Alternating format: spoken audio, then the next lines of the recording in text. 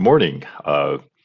Welcome to our brief video on BelPower, our app for Microsoft Power BI. We'll start by showing you the basic system architecture, how it integrates with our Bel Managed Discovery system, and then we'll show you the Power BI service and then the Power BI desktop. So the basic system architecture, everything on the left is our standard Bel Managed system. Server and database can of course be hosted by you on-prem, can be hosted by you on your cloud provider, or can be hosted by Belarc via SaaS. We use AWS. The Power BI integration works like this. There's two parts to Power BI. Generally speaking, Power BI desktop and then the Power BI service that you use to share your reports. The desktop is primarily used to create reports, and then you can publish those to the Power BI service. So the integration with Bel Manage is set up so that you're interfacing with a select set of what we call data warehouse tables within your Bel Manage database. Those get pulled into your Power BI desktop. We offer you obviously pre-configured reports. You can modify those reports. You can bring in your own additional data. And then you can publish those to your Power BI service. That can be sitting on Azure, or that could be sitting on an internal web service that you have. And then, of course, the third step is just creating the data connector that comes with part of the Power BI service to make sure that your Bel Managed data is always up to date on your service reports that you're sharing. So we'll pop in first to show you the Power BI service, and then we'll show you the Power BI desktop briefly. So keep in mind, this is just an overview. Please feel free to contact us anytime for additional details. So as you can see here, there's a list of standard reports that we have with our BelPower application. We're constantly adding additional reports. So this is a constant work in progress, if you will. Just to show you generally how the interaction with Power BI works.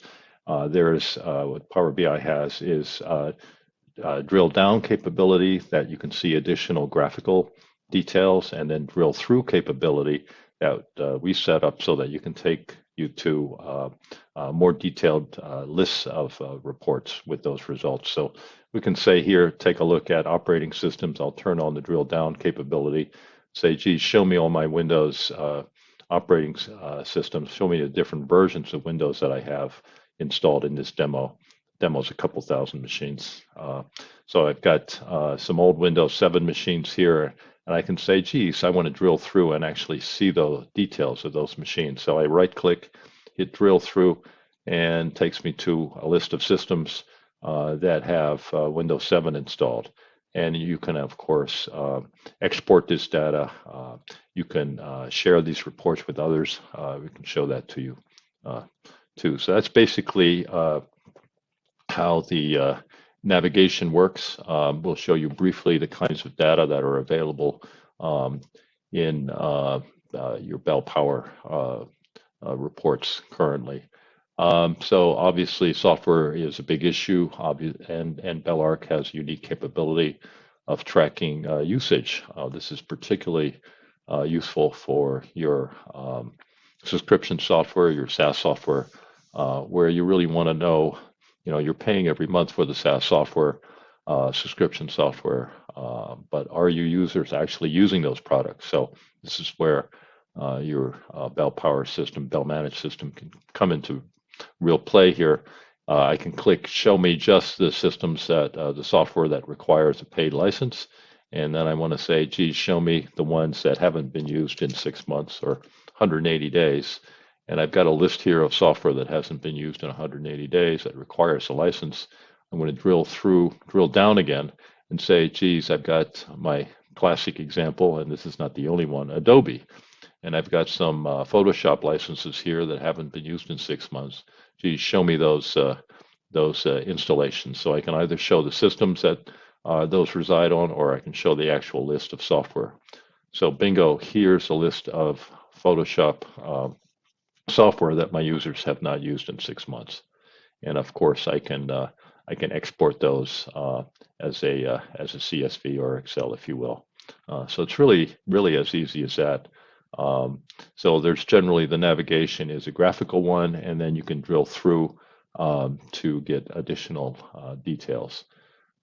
Security updates, we'll hit some of the security features next. So security hotfixes needed for the top half dozen vendors. So you can see here they're categorized by critical, end of life, important, low, moderate, and unrated. And you've also got the matrix here that you can, of course, drill down and drill through on also. If I want to say, geez, just show me my Microsoft critical updates, I can go here, right click, and drill through and say, show me those lists of critical updates that are needed. You can, of course, also do the same thing on the matrix here. So if I want to say, gee, show me all of my end-of-life software, I can right-click on that and show me the list of my end-of-life. And I've got a bunch of Oracle Java here, of course. So that's how that navigation works. USB storage device usage. We track serial numbers and whether those serial numbers have been approved for use, those devices with that specific serial number has been approved for use. This is to prevent unknown USB devices from getting attached to your systems. So we automatically track those. So it's going to be you can be sent alerts the moment that or the next update if an unapproved device has been used. The Microsoft Update Agent report shows you where your systems are getting their Microsoft updates, and obviously you want to focus on the disabled or not configured ones. So if I want to say, gee, show me all my Microsoft disabled security updates, bingo, I can just drill through again, right click and drill through and show me all the systems with Microsoft disabled updates. And of course, you can go back and do this. Drive encryption shows you obviously whether your drives are encrypted, physical drives and local volumes. And we're also picking up the hardware encryption on BitLocker. So obviously you may want to focus on, geez, show me the machines that have no encryption and focus on those. Antivirus status gives you an idea of the virus definition state and whether real-time file scanning is turned on. So I can click show me the ones that do not have real-time file scanning turned on. I've got a couple hundred of those, and that's in this chart right here. So I'll clear that. User accounts is interesting. So we track both not just domain, but also local account permissions. And you can see here on the admin permissions, geez, show me the local accounts that have admin privileges, and I can drill through on that too. And bingo, these are my local accounts that have admin privileges. The other couple of interesting things that our customers are interested in is users logging into multiple machines. So this tracks actually specific users and how many machines they've logged into. And you can see here this user number 74 has logged into almost a couple hundred machines. So I want to track through and say, geez, is that valid use of that particular login? And I can quickly see here the machines that 74 user has logged into. You might also track machines that have passwords older than 90 days. So bingo, most of them do in this demo, unfortunately. And let's see, then we go back into some software reporting. So we basically are automatically tracking the Oracle licenses. So you can see here, this is for named user plus minimum licenses. These are processor licenses. These are, of course, Java. Oracle is doing more and more focused on Java licensing for some of our customers. So you want to be on top of that. And these are the total licenses that should be optimized for using the right license system required. And you can, of course, drill down. And we do the same thing for Microsoft server products. So these are the core licenses, proc licenses, server licenses, management licenses, and these are the totals.